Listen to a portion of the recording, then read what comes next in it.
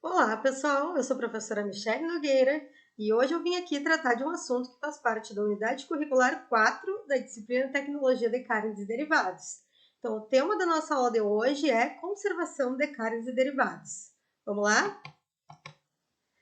Então, pessoal, como nós já estudamos lá no comecinho da disciplina sobre a composição química da carne, nós vimos que a carne ela é abundante em quantidade de água, né, variando de 65% a 80%, sendo que 90% dessa água ela se encontra na carne no estado livre. Né? Além disso, ela tem várias outras substâncias, né, que compõem quimicamente o alimento carne, entre os quais, né, o composto majoritário depois da água são as proteínas. Então, essa característica de ter muita quantidade de água, muita umidade, muita água livre, faz com que a água seja um alimento de elevada atividade de água, né, tendo bastante água disponível para o desenvolvimento de micro-organismos e, portanto, classificando ela como um alimento de alta perecibilidade, né? Tendo a necessidade, então, da gente aplicar alguns métodos de conservação que visem ampliar a vida útil desse alimento, já que, se a gente não aplicar nenhum método de conservação, ele vai se degradar com bastante rapidez. Uma outra questão importante, né, quando nós vimos na unidade anterior, onde nós falamos do processo de transformações bioquímicas da carne, né, do músculo em carne, nós observamos que o pH final da carne, como uma matéria-prima ou como um alimento, ele gira em torno ali de 5,5, né? Como a gente pode observar. Isso significa dizer que a carne ela é um alimento com um pH superior a 4,6, o que caracteriza esse alimento como um alimento pouco ácido e facilita também o desenvolvimento de inúmeros micro-organismos. Então, diante disso, a gente vai estudar um pouquinho a microbiologia da carne. E pensando na sua composição, o que a gente tem que pensar? Que os micro-organismos suscetíveis de se desenvolverem nesse alimento são aqueles que têm afinidade em consumir como substrato proteínas, porque a carne é um alimento rico em proteínas. Então, quando a gente fala em microbiologia da carne, nós falamos principalmente em micro-organismos deteriorantes, que são aqueles que vão degradar a carne, né? Não que não existam patógenos associados à carne, com certeza existem, mas eles não estão relacionados à sua degradabilidade, a degradabilidade desse alimento. Então, pessoal, a carne como um alimento, o músculo, antes de se transformar em carne, né, ele é estéril, na realidade. Praticamente não existem bactérias no interior do músculo, né, de qualquer animal de corte. O que acontece com a questão microbiológica, né? Para existir micro-organismos que possam se proliferar ali e degradar a carne, normalmente a origem desses micro-organismos vem do meio externo, né? Então, a superfície da carcaça ela pode se contaminar facilmente a partir de diversas fontes. A primeira e principal delas é a pele do animal, né? A pele, o couro, enfim, que carrega micro-organismos, né, oriundos do meio ambiente, oriundos das fezes, que possam estar localizados ali. E se não se tomar cuidado no momento do abate, eles podem acabar contaminando realmente o músculo que vai se transformar em carne posteriormente para ser um alimento, né? E o outro principal fator é a contaminação cruzada mesmo, né? Do manipulador, de utensílios, enfim, então as facas, os panos, as mãos e as roupas dos operários podem atuar então como intermediário na contaminação microbiológica durante várias etapas do abate desses animais de corte, especialmente a esfola, né, que é a retirada do couro, a evisceração, que é onde a gente tira as vísceras e todo o trato gastrointestinal do animal, e inclusive pode ter contato com o intestino, né, e contaminar com algumas bactérias que possam estar ali no intestino desse animal, o toalete, entre outras várias etapas do abate. Então tem que se tomar muito cuidado com essa questão, porque até então a carne ela vai ser um alimento estéril e os micro-organismos que vão estar contaminando ela sempre têm origem externa. Então, quanto mais cuidados com higiene no momento do abate, né, dos operários, o pessoal que está promovendo as operações unitárias que envolvem o abate dos animais de corte, a gente precisa tomar esse cuidado para garantir a segurança e a qualidade dessa carne microbiologicamente falando.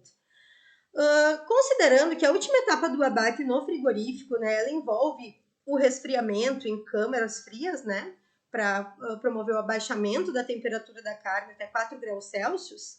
Então, a gente dá uma ênfase especial para aqueles micro-organismos pertencentes ao grupo dos psicrotróficos, que são micro-organismos que têm uma característica de se desenvolver a uma temperatura mediana de 20 a 25 graus, mas eles conseguem sobreviver a temperaturas de refrigeração e têm o seu desenvolvimento ali naqueles alimentos que estão sob refrigeração. Então, a gente tem que tomar cuidado microbiologicamente, principalmente com os micro-organismos pertencentes a esse grupo que se desenvolve a temperaturas de refrigeração. Então, esses grupos já citados aqui, eles apresentam essas características, eles conseguem se desenvolver a temperaturas de refrigeração. E a partir da contaminação microbiológica, então, existe a possibilidade da carne estar exposta ao oxigênio ou então não estar exposta. Algumas embalagens, como por exemplo a embalagem a vácuo ou o ambiente interno de alguns derivados cárneos, né, atingem uma característica da anaerobiose, ou seja, da ausência de oxigênio. Tá? Por exemplo, o interior do embutido cárneo ali não tem a passagem do oxigênio, no seu interior, então, se encontra uma situação de anaerobiose, de ausência de oxigênio. Embalagens a vácuo também tem ausência de oxigênio. Já aquelas carnes, né, que não são embaladas a vácuo, derivados cárneos, né, que estão sob a ação do oxigênio, elas estão fazendo com que os micro-organismos estejam numa condição de aerobiose. E essa condição da presença do oxigênio normalmente gera degradações a partir de fenômenos superficiais, né, que transcorre com o aparecimento de odores normalmente desagradáveis. E a característica que a gente encontra em várias carnes, né, da limosidade superficial, aquele limo, aquela gosminha que fica na parte superficial, e também alterações na cor dos pigmentos da carne. Em anaerobiose, né, no interior, por exemplo, de um produto ou um alimento embalado a vácuo que fique muito tempo armazenado, pode gerar a degradação a partir de acidificação ou então gerar até putrefação, né, que é uma situação em que o alimento não é próprio para o consumo. Então, pessoal, diante disso, existem inúmeros métodos de conservação passíveis de serem aplicados na carne como uma matéria-prima ou como um alimento final para o consumo, né? Esses métodos de conservação visam, além de aumentar a vida útil do produto, em alguns casos, eles visam fazer características sensoriais específicas, alterar as características sensoriais da carne, trazendo para o mercado, então, produtos diferenciados sensorialmente, né? Com texturas diferenciadas, com sabores diferenciados, a partir da aplicação desses métodos de conservação. Então, nessa aula de hoje, a gente vai falar um pouquinho sobre cada um desses métodos. Esses métodos que eu estou trazendo aqui, que são os mais tradicionais de serem aplicados como método de conservação de carnes e derivados. Então, são eles o frio, né, a aplicação de temperatura baixa, o calor, a aplicação de temperatura elevada, a adição de substâncias químicas, como conservantes químicos, né, e substâncias que atuam na conservação, o controle da umidade, ou seja, se a carne é um alimento que tem uma umidade bem alta, uma quantidade de água livre bem alta, se a gente reduzir essa quantidade de água, também vai atuar como método de conservação. A fermentação, né, que ela altera as características sensoriais do produto, promove o abaixamento do pH, enfim, a gente vai entender um pouquinho melhor. E também métodos mistos, onde a gente vai estudar o processo de defumação. Então, vamos lá falar um pouquinho de cada um desses métodos, tá, pessoal? Então, em primeiro lugar, o frio.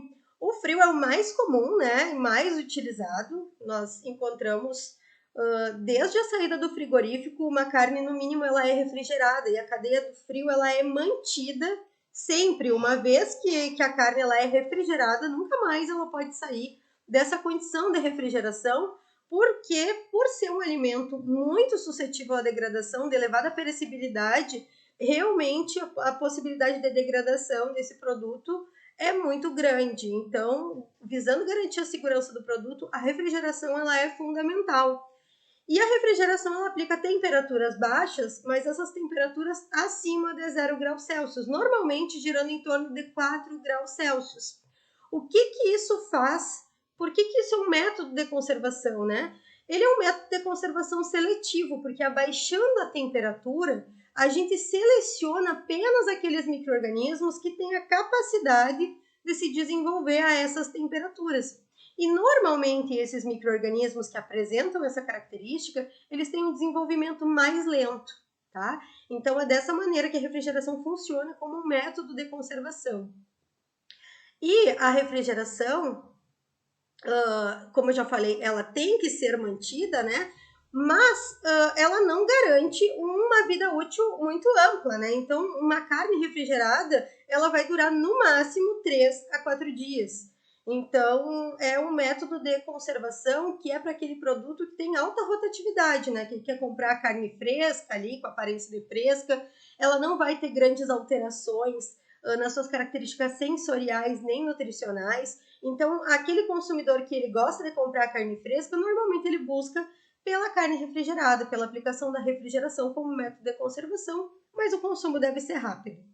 Já o método de congelamento também visa a aplicação do frio, só que diferente da refrigeração, se usa temperaturas ainda mais baixas, que atingem o ponto de congelamento, ou seja, aquela água livre que tem no alimento, né? Aquele 65 a 80% de água, onde 90% é água livre, essa água livre disponível para o desenvolvimento microbiano e reações enzimáticas, ela vai mudar de estado físico, né? Atingindo o seu ponto de congelamento, a água livre passa do estado líquido para o estado sólido e dessa maneira faz com que sejam inibidas as possibilidades, né, de ocorrer o desenvolvimento microbiano ou as reações enzimáticas, diferente da refrigeração, que apenas retarda o desenvolvimento de alguns micro-organismos, mas não mata nenhum micro-organismo, tá? No congelamento também não vai matar nenhum micro-organismo, mas ele inativa, deixa os micro-organismos na forma vegetativa, eles não conseguem se desenvolver e por isso uma carne congelada, ela vai ter a característica de ter uma durabilidade muito maior com relação à carne refrigerada. Quando a gente fala em congelamento da carne, a gente tem que tomar cuidado com a qualidade dessa carne, com a forma com que esse congelamento vai ocorrer. Então, a gente vai observar agora nessa próxima imagem como que funciona, tá? A representação aqui, ó, nessa primeira imagem, tá? Deu uma carne e aqui dentro tá a água livre dessa carne. O que que acontece? A gente vai congelar essa carne de uma maneira muito rápida. Por quê? Porque se a gente congelar rapidamente, aplicar uma temperatura mais baixa possível, vão se formar cristais de gelo bem pequenininhos. E isso é importante porque se eu congelar lentamente, como eu estou vendo nessa figura abaixo aqui, vai dar tempo de se formar cristais de gelo maiores. As moléculas de água elas vão se aglomerando e vão formando cristais de gelo maiores. E além desses cristais de gelo serem maiores, né, eles atingem conformações incontroláveis. E essas conformações podem causar a ruptura dos tecidos musculares.